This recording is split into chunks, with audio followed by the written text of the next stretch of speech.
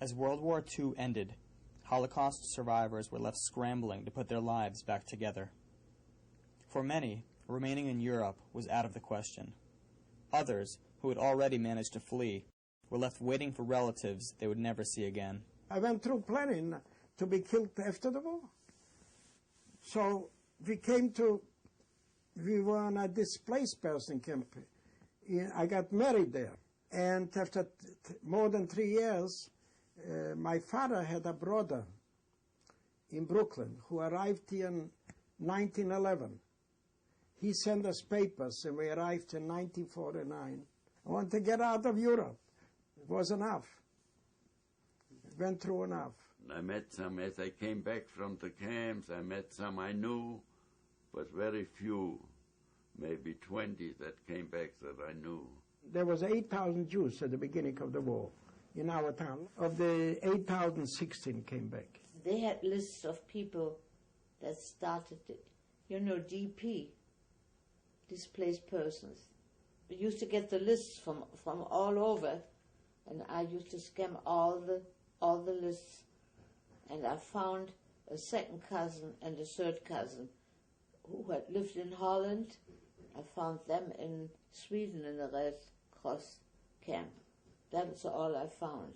As survivors searched for their families and sought ways to enter the U.S., members of the Allied nations assembled in Nuremberg, Germany, to prosecute those behind the brutalities of the Holocaust.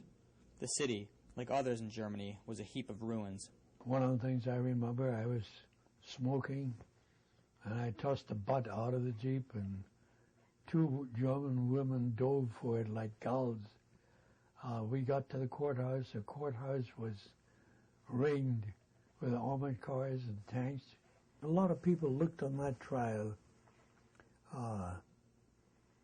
as revenge. They had it coming to them.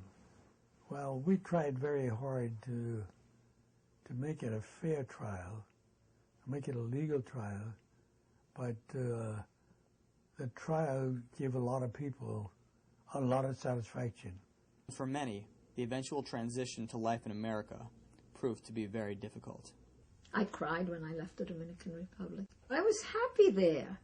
I had a horse, I had friends, I had wonderful nuns who loved me, and I had good school, I had friends. Why would I want to leave?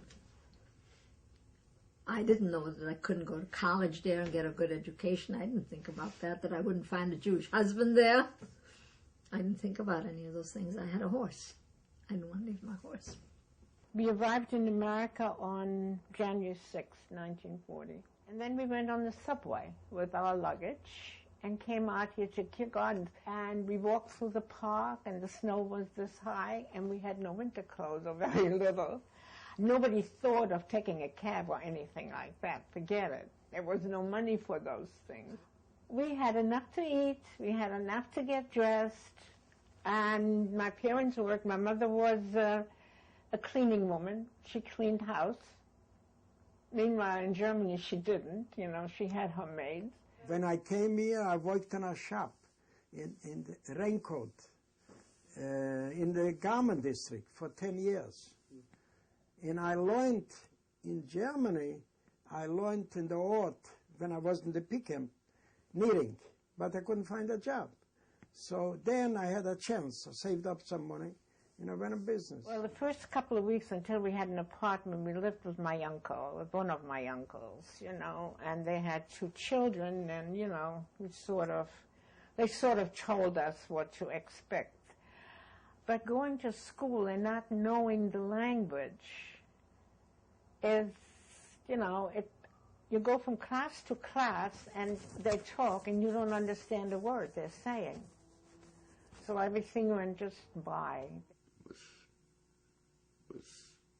You had to adjust, you had to readjust. I never spoke to my children about it. We shut up. We wanted to forget. Richard Sonnenfeld, on the other hand, could not forget what had happened during the war. Sonnenfeld had a job of interpreting and interrogating many of the top Nazi perpetrators. I was unbiased in my work, but look, I felt contempt for these people. Some of them I would have shot with pleasure under other circumstances. No question there was justice. Look, those people were criminals under any law, even the German law. I mean, the Nazi law didn't count for anything. We haven't been able to accomplish a system which prevents these things, but at least the Nuremberg trials have made it clear that at least the civilized world regards these things as crimes. While 18 of the 21 major Nazi defendants were convicted at Nuremberg, in many of the survivors' opinions, justice would never be served. Many of those who lived through the war no longer had any livelihood, any place to call home, or any family. I wish so many times either my mother or my father would be alive to talk to them about it. How they felt to pack up everything and leave something that they were used to all their lives, where they made a good living. I was born a German. They took away my nationality. I became a British subject because I served in the forces. Became a Canadian by marriage. I became an American by choice. And that's how I'm going to die.